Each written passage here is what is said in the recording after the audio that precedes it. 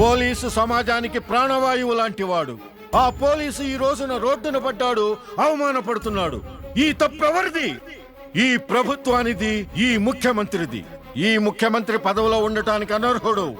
తక్షణమే రాజీనామా చెయ్యాలి. ఈ ముఖ్యమంత్రి రాజీనామా చేసేంత వరకు నేను ఆమరణ నిరాహార దీక్ష చేస్తున్నానని మనవి చేస్తున్నా. అన్నా ఇప్పుడన్నా చెప్పరాదే, ఈ దీక్షకు పోలీసుల రాజీనామాకు ముఖ్యమంత్రికి సంబంధం ఏందన్నా? ఈ ముఖ్యమంత్రి నన్ను రాజకీయ సన్యాసం చేయించాడు. ఎమ్మెల్యే టికెట్ కూడా ఇవ్వలేదు. అరెస్ట్ చేయించాడు. స్టేట్లో ఏ ఒక్క పోలీసు డ్యూటీలో లేదు. జనం మీద పడి కొట్టే వాళ్లను కొట్టండి, దోచుకునే వాళ్లను దోచుకోండి. జనం ఏడుస్తూ రోడ్ల వెంట పరిగెత్తాలి.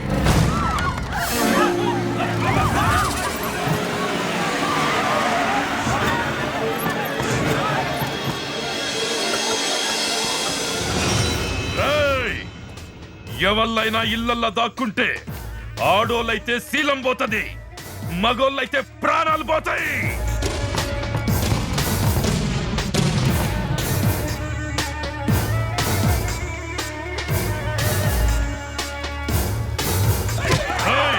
ఇళ్లను కాపాడినికే ఏ పోలీసు వస్తాడో చూద్దాం. మక్కలు గది అనరా.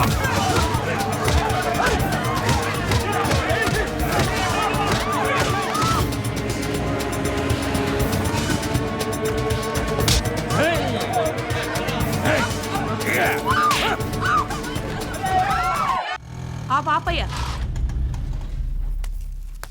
ఇదిగో బాబు, ఎంతైందో తీసుకుని చిల్లరివ్వు. ఇచ్చేది ఏం లేదు. ఏంటి ఇవ్వవా? పోలీసు వాళ్ళకి చెప్పుకుంటావా? పోయి చెప్పుకోపో. అన్యాయం, అన్యాయం. రిటైర్మెంట్ డబ్బుతో కొన్న స్థలాన్ని ఆక్రమించుకుంటున్నారు కదా. ఏరా, నీకు బండి కావాలా ప్రాణాలు కావాలా? ఏందిరా చూస్తున్నావు? కేసు మళ్ళీ కోర్టుకు రాకుండా కేసు పేపర్లన్నీ తగలబెట్టండి రా. ఏంటండి, పోలీసులు లేరని కోర్టుల మీద పడి దౌర్జన్యం చేస్తారా? జడ్జి గారిని వదిలిపెట్టద్దు.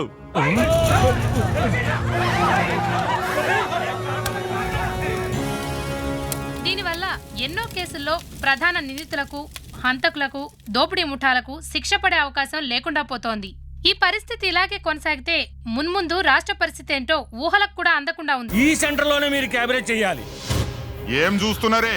క్యాబరేజ్ చేస్తారా? బట్టలు ఉడేదేమంటారా? రావుగారన్నయ్యా రేటెంత అన్నాడన్నయ్యా, రావుగారన్నయ్యా రేటెంత అన్నాడన్నయ్యా, రేటు కుదిరాకన్నయ్యా రైలెక్కించాడన్నయ్యా. చిత్తూరు తిప్పి పుత్తూరు తిప్పి సందులు తిప్పి గుందులు తిప్పి అనంతపురంలో గోపురం పెట్టాడే. రావన్న పెద్దలు అందరినీ పిలిచి పార్టీ ఇచ్చాడే. సార్ కాపాడండి అయ్యా, మమ్మల్ని కాపాడండి సార్, మమ్మల్ని కాపాడండి సార్. మా ఇంట్లో ఆడోళ్ళు రోడ్డు మీదకి లాగి డ్యాన్సులు చేస్తున్నారు సార్. మమ్మల్ని కాపాడండి సార్. వాళ్ళు చేసే అవమానాలు, దౌర్జన్యాలు సహించలేకపోతున్నాం సార్. మమ్మల్ని రక్షించండి సార్. మీ పోలీసులే లేకపోతే మేము ప్రజలు బతకలేవు సార్, బతకలేవు సార్. రావడం ఆలస్యం అయితే మా మానవ ప్రాణాలు పోతాయి సార్. మీరు అర్జెంట్ గా రండి సార్. అర్జెంట్ గా రావాలరా మీకోసం.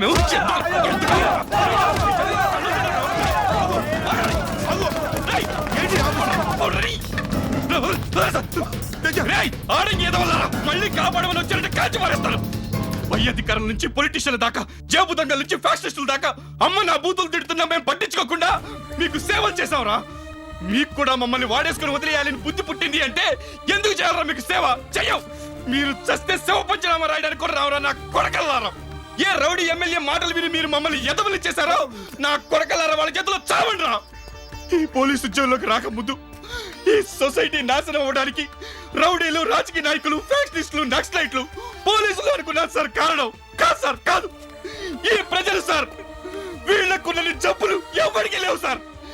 ఆ జబ్బు వల్లే ఒక్కొక్కడు ఇళ్లలో దాక్కుని సాక్ష్యం చెప్పకుండా పోలీసులు ఎదవలి చేశారు సార్. నా I have to invent a new language to accuse people like you. మిమ్మల్ని తిట్టాలంటే కొత్త భాష కనిపెట్టాలరా.